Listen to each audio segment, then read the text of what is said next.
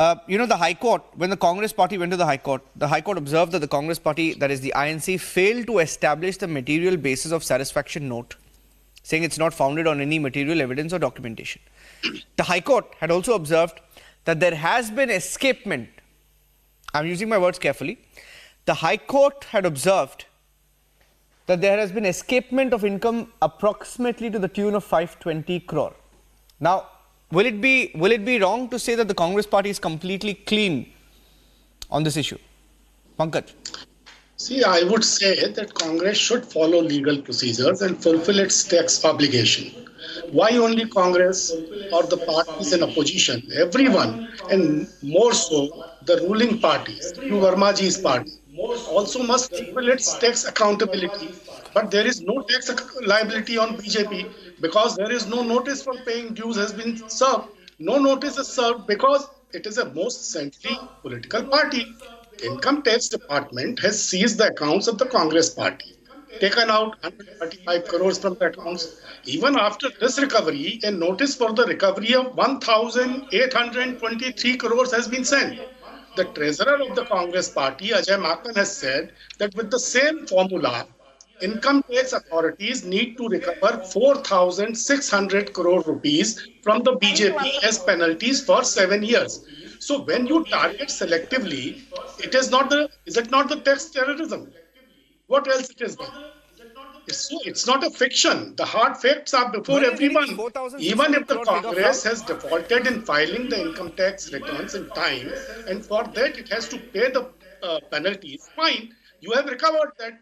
But what about the BJP? Why you don't serve the notice of recovery for a default of 7 years to BJP? So this is the point.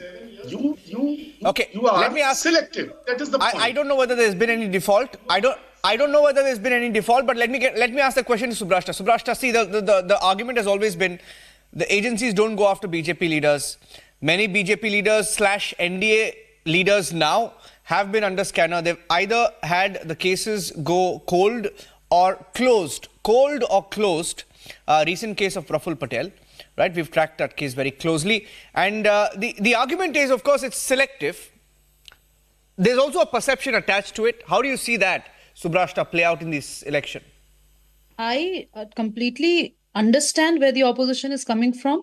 And to a certain extent, I do believe that whatever is happening with a certain political motive in mind as well. My question is slightly separate from this. I mean, this is not new.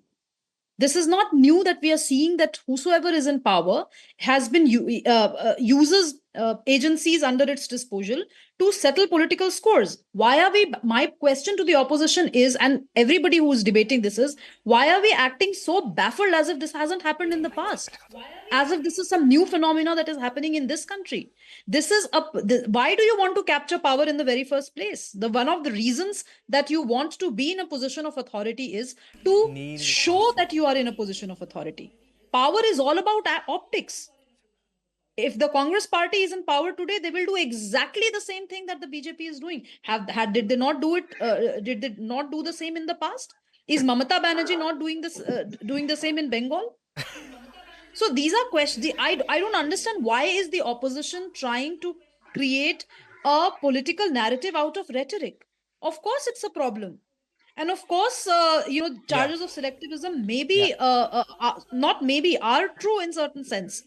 But then what are you going to do about it? Are you going to completely deny I would go back to the original argument, Niranjan, is the Congress party going to deny the fact that the income tax notices have not been responded to the way they should have been responded to? If you want to fight this entire conversation on morality, then let us ask the Congress, have you been moral enough? There should be no problem in asking that question, right?